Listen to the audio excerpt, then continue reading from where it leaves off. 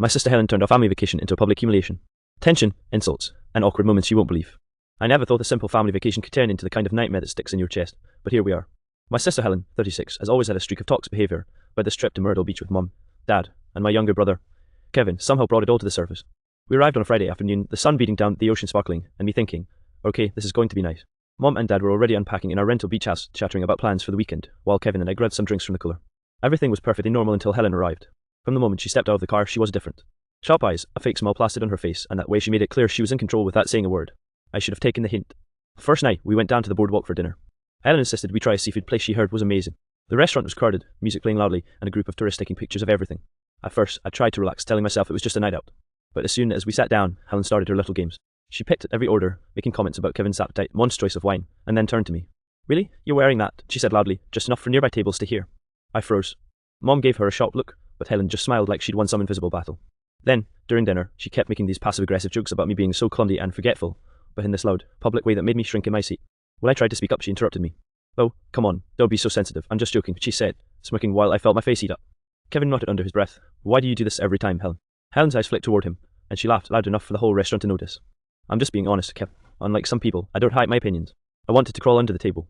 I could feel other diners staring, sensing the tension, and I realised that Helen wasn't just teasing, she was weaponising public humiliation to assert dominance. Mom tried to change the subject, and Dad looked uncomfortable, but Helen thrived on it. By the time we left the restaurant, my stomach was in knots. I kept replaying every comment, every smirk. Helen walked ahead, humming, completely unaware, or maybe very aware of the chaos she had stirred. I couldn't shake the feeling that this vacation was about to become a long, exhausting battle of her toxic gains. I tried to tell myself it was just the first night, but deep down, I knew this was going to escalate. And I was right. The next morning, I tried to shake off the tension from dinner, hoping a walk along the beach would help. The sun was just rising, painting the sky in pinks and oranges, and for a brief moment it felt peaceful. Mom and Dad were sipping coffee on the porch. Kevin was scrolling on his phone, and I thought maybe we could have a calm start. But of course, Helen had other plans. She strolled down to the sand in her oversized sunglasses and flip-flops, dragging a cooler behind her like she owned the whole beach. "Wow, this sand is way too hot for delicate little feet," she said loudly, staring straight at me. Kevin groaned. "Helen, come on," but she ignored him. She spread out her beach towel directly on top of the perfect spot I'd scouted for my own towel. "Hope you don't mind if I take the best spot," she said with a fake sweet smile that made my skin crawl. I muttered that it was fine, but she gave this little victorious nod like she just scored points in some twisted game. Later, while we were swimming, Helen kept finding ways to call attention to me. She pointed out my tan lines, my struggle to float on the waves, even the way I tried to balance a beach ball. Every remark was loud enough for nearby families to hear. "Wow, someone's really trying today," she shouted as I tripped over the sand. I wanted to disappear. Then came the moment that really broke me. Kevin had brought his drone along, and we decided to take some aerial photos of the beach. Helen immediately jumped in front of the camera, striking poses and laughing obnoxiously. When it was my turn, she started clapping sarcastically. "Oh, look at you, trying so hard to get a decent shot, Keith," she said, all while other vacationers were watching. I felt my face burn, the humiliation cutting deeper than I expected. I tried confronting her gently, my voice shaking. "Helen, can you please stop? You're making me feel ridiculous." "Oh, don't be so dramatic," she replied with a grin, clearly enjoying the attention. "I'm just helping everyone appreciate your unique style." Kevin shot me a sympathetic look while Mom frowned, clearly torn between calling Helen out and keeping the peace. The tension didn't end there. Every meal, every walk, every small moment became a stage for Helen to assert control. Even Dad, who usually stays neutral, had to intervene when Helen loudly criticised Mom's choice of sunscreen in front of the whole beach. "Helen, that's enough," he snapped, but she just shrugged and smiled like she was untouchable. By the end of the day, I was exhausted, physically and emotionally. Every time I tried to relax, Helen found a way to twist the situation into another public embarrassment. I realised that this wasn't just annoying behaviour, it was calculated. She wanted to humiliate me in front of the family, in front of strangers, to make herself feel superior. That night, I lay awake in the beach house listening to the ocean, feeling trapped. How do you enjoy a vacation when one person has turned it into a battlefield of public humiliation? I knew I had to find a way to stand up to her, but I had no idea how, especially without starting a full-blown fight that would ruin the rest of the trip. The next day, we decided to take a boat tour along the coast. I thought the confined space on the boat might at least keep Helen from embarrassing me constantly, but I was wrong. From the moment we stepped on, she made it clear she was running the show. "Let's sit up front, the view is obviously better here," Helen announced, dragging Mom and Dad along while I lagged behind. I tried to wedge myself into a seat near Kevin, hoping to escape her spotlight. Of course, she noticed immediately. "Oh, there you are," she exclaimed, loudly enough for everyone on the deck to hear. Trying to hide. "Huh, don't worry, I'll make sure everyone sees you eventually." The fake cheerfulness in her voice made my stomach drop. Mom whispered Helen stop teasing her, but Helen just padded like she was being punished. "I'm not teasing, I'm just observationally honest," she said, grinning at me like she had a personal vendetta. As the boat set off, Helen kept up a running commentary about me, how I held the binoculars wrong, how I looked ridiculous taking pictures, how I couldn't even stand up straight without wobbling. Every word cut deep, amplified by the fact that a handful of tourists were now staring. I felt like a child being scolded in front of the entire world. Then came the real disaster. The captain announced we could try kayaking near the cliffs. Kevin and I eagerly jumped in, hoping for a fun adventure. Helen, of course, had her own plan. She joined a separate kayak, but made it clear she was going to race me. Halfway through, she deliberately veered close, splashing me with water on purpose. "Oops, did I ruin your perfect little kayak moment?" she shouted, laughing as I sputtered and tried to paddle away. Other kayakers were now watching, some laughing awkwardly, and I could feel my humiliation burning hotter with every splash. "Helen, stop it!" I yelled, furious but still flustered. Mom shouted from the shore. "Enough, Helen, that's dangerous." But Helen just smirked, clearly loving the chaos. Relax, I'm just making sure she's alive, teaching her a lesson in adventure. Kevin paddled over to shield me, muttering under his breath, "This is insane, she's out of control." I wanted to sink into the water and disappear. Helen's laugh echoed across the bay, sharp and triumphant. By the time we returned to shore, my energy was completely drained. I felt small, powerless, and exposed, like I'd been on display for the whole world. Dad tried to console me, saying she was just being playful, but deep down, I knew Helen had crossed the line. This wasn't just teasing, it was public humiliation, and she clearly enjoyed every second of it. That evening, while we were eating takeout back at the beach house, I finally snapped. I looked Helen straight in the eye and said, "Enough, this vacation isn't fun for me because of you. Stop humiliating me in front of everyone."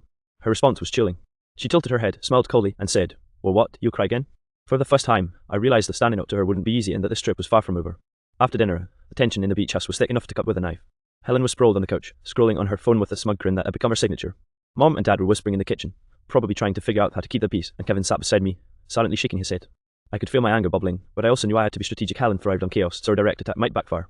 Later, we decided to play a board game in the living room, hoping for some family bonding. Big mistake. Helen immediately started mocking my strategy in front of Kevin and Mom. "Oh, look at you, thinking you're so clever. Cute attempt, though," she said, her voice drippy with sarcasm. Kevin muttered, "Why does she do this every single time?" But Helen shot him a piercing glare, and the room went quiet. I tried to ignore her, focusing on my moves, but she wasn't done. She deliberately knocked over my pieces, laughing loudly as they scattered across the floor. "Oops, was that your brilliant plan?" she taunted, making sure everyone could see. I felt my face heat up, my frustration peaking. Finally, I couldn't hold it in. I slammed my hands on the table and said, "Helen, stop. You're humiliating me, and it's not funny. Grow up." Helen's eyes sparkled with mischief. "Oh, I'm sorry. Did I hurt your feelings? Maybe I should keep going, make it more interesting for everyone else." She gestured to Kevin and Mom, as if inviting them to laugh along. Kevin looked mortified, Mom looked torn between scolding Helen and calming me down, and Dad just sighed, rubbing his temples. "I'm serious," I said, my voice trembling. "This isn't just teasing anymore. You're being toxic. You want attention. You want to embarrass me. Well, it's working, and it stops now." Helen leaned back, folding her arms, and gave me a look that could curdle milk. "You're so dramatic. This is why everyone always thinks you can't handle yourself. Face it, you're weak." That hit harder than anything she had said in public. My chest tightened, and I felt tears prick at the corners of my eyes. But this time, I didn't let her see me crumble. I took a deep breath and said, "If humiliating me makes you feel powerful, then fine, but I'm done letting you control my vacation. You can keep your fake victories, but I'm not participating anymore." Kevin nodded, whispering finally. Mom reached over and squeezed my hand, quietly letting me know I wasn't alone. Even Dad gave me a small nod of approval. Helen laughed softly, almost under her breath, but I didn't care. For the first time, I felt a spark of control, a small victory in the face of her relentless toxicity. I knew the rest of the vacation would be tense, but I had drawn a line and I wasn't going to let her cross it anymore. That night, I lay awake listening to the waves, exhausted but determined. Helen may have tried to humiliate me, but I finally found my voice. And I realized something important. No matter how toxic someone is, you always have the power to stand up for yourself even if it's messy, awkward, or uncomfortable. The next morning, I thought maybe Helen would cool off after our confrontation. I was wrong. We had planned to explore a nearby pier, and I tried to mentally prepare myself for her antics. Mom and Dad walked ahead. Kevin stayed close to me, and Helen, well, she was already plotting, I could tell. As soon as we reached the crowded pier, Helen made a big show of taking the lead. She grabbed a pair of binoculars from the rental shack and shouted, "Everyone, watch me, I'm spotting the best seagulls." A small crowd nearby glanced at her, and I felt that familiar wave of dread. When I tried to look through the binoculars myself, she stepped in front of me, blocking my view. "Oh no, can't let you ruin the moment," she said, laughing. Kevin muttered, "She's impossible," and I just bit my lip. I didn't want to give her the satisfaction of seeing me flinch. But Helen wasn't done. She started loudly commenting on my posture, my hair, even the way I was holding the binoculars. "Careful, you don't want to fall in the water," she said mockingly, drawing a few stares from other tourists. My cheeks burned. I wanted to scream or run away, but I knew that reacting violently would only feed her enjoyment. Then came the tipping point. Street performers started juggling near the end of the pier. Helen immediately joined in the fun, but made it about humiliating me. She loudly whispered, "Watch, I bet she can't even clap along properly," and gestured at me. Some kids nearby giggled, and I felt my face turn bright red. Kevin finally snapped. "Helen, seriously enough," he shouted. Helen turned slowly, eyes narrowing, like she was being challenged. "Or what?" she said, smirking. I stepped forward, surprising even myself. "Will we stop letting you treat me like a joke?" I said firmly, my voice steady despite the adrenaline pumping through me. "You can be loud, you can be dramatic, but I'm done being humiliated. You cross the line again, and I walk away. End of story." Helen blinked, momentarily taken aback. Then she laughed a real laugh this time, not the smug, triumphant kind, and shrugged. "Fine, suit yourself, but this was fun," she said, finally moving away. For the first time that vacation, I felt a weight lift off my shoulders. The tension didn't disappear completely, but I had drawn a clear line. Kevin grinned at me, and Mom squeezed my shoulder. Dad nodded approvingly, probably relieved that the drama had a break. We spent the rest of the afternoon exploring the pier, cautiously avoiding any situation where Helen could cause more public chaos. She still made occasional sarcastic comments, but I held my ground, refusing to let her control my emotions. By evening, as we watched the sunset over the ocean, I realized something important. Helen's toxic behavior didn't define the vacation. My response did. I'd survived her public humiliation, and I felt a sense of empowerment I hadn't felt in years. The final night of our vacation arrived, and with it came the sense that everything Helen had been building toward, the public taunts, the private jabs, the constant need to assert dominance, was about to either explode or finally fizzle out. We had rented a small bonfire pit on the beach for a quiet family gathering, hoping to close the trip on a peaceful note. I had my doubts. As soon as we arrived, Helen made sure to set herself front and center, arranging her chair so she could watch everyone laugh and comment. Kevin and I sat side by side, while Mom and Dad prepared the fire and snacks. Helen immediately started critiquing everything: how Dad was stacking the firewood, how Mom was roasting the marshmallows, and then, inevitably, me. You know, she said loudly, leaning back with a smirk. I thought you'd get the fire started faster, typical, taking forever and making everyone wait. A few people on the beach glanced away, and I felt my stomach twist. I took a deep breath and reminded myself I wasn't letting her control my feelings anymore. Helen noticed my defiance and smirked. Oh, she's learning to stand up for herself, how cute. Her words stung, but I refused to let them cut as deeply as before. Kevin whispered, ignore her, just enjoy this. But Helen had one last trick. As the marshmallows roasted, she began loudly recounting a minor incident from the day before, the kiting splash, turning it into an exaggerated, theatrical story for anyone who would listen. And then she almost fell into the water. Can you imagine? She said, giggling, making sure I was in full view of the onlookers. That was it. I felt something inside me snap. I stood up, the warm glow of the fire illuminating my determined expression. Helen, I said firmly, enough. I've been patient. I've tried to let things slide, but this isn't fun anymore. You've spent this entire vacation humiliating me in front of everyone. That ends now. Helen laughed, as if this were all a game. Or what? You'll storm off? I didn't hesitate. Yes, and if you try to make this about me again, I will leave the room. I'm not your audience, and I'm not your target anymore. My voice rang out across the beach, clear and unwavering. For a moment, there was silence. Kevin looked proud, Mom teary-eyed, and even Dad seemed relieved. Helen's smirk faltered, replaced with a flash of frustration. She wasn't used to someone standing up so firmly to her toxic behavior.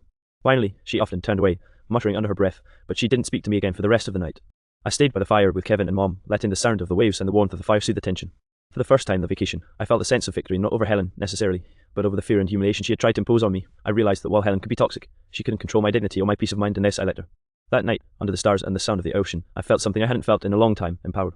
I had survived the toxicity, and I had learned that standing up for yourself, no matter how messy, awkward, or tense, was worth every uncomfortable moment. The final morning of the vacation was quiet. The sun rose over the ocean, casting gold across the sand, and for the first time all week there was a calm energy in the air. Helen sat silently on the porch, scrolling on her phone, clearly stewing but not bothering me. Kevin and I took a long walk along the shoreline, the soft waves lapping at our feet, giving me space to process everything that had happened. I'm proud of you, Kevin said quietly. It wasn't easy standing up to her like that. I smiled faintly. Thanks, I didn't want to let her win, not anymore.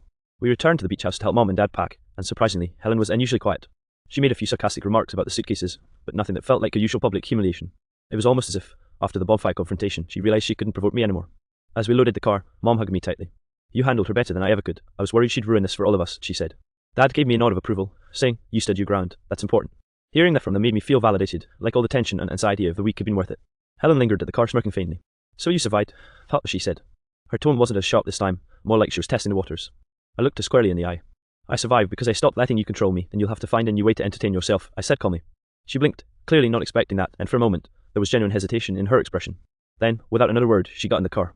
I felt a small but significant victory, no dramatic tantrums, no last-minute humiliation. I had taken my power back. The drive home was quiet but comfortable. Kevin and I shared music, Mom and Dad chatted softly, and Helen was mostly on her phone. The contrast from the chaos of the previous days was almost surreal. I realized that standing up to her toxicity hadn't made the trip perfect, but it had made it mine again. Reflecting on the vacation, I understood something important. Toxic people can try to manipulate, humiliate, and dominate, but they rely on your reaction to fuel their behavior. By taking control of my emotions and setting firm boundaries, I had neutralized her influence without creating more drama. When we finally pulled into the driveway back home, I felt exhausted but proud. Helen had tried to make the vacation about humiliating me, but in the end, I had reclaimed my dignity. I had survived public embarrassment, toxic behavior, and relentless manipulation, and I had emerged stronger, calmer, and more confident than before. I knew that future interactions with Helen wouldn't be completely drama-free. She would probably continue her toxic tendencies. But for the first time, I realized I had a strategy. I could protect myself, set boundaries, and refuse to be a victim of her games. And that, I realized, was more valuable than any peaceful vacation could ever be. This vacation had tested me in ways I never imagined, but I survived, and that made all the difference.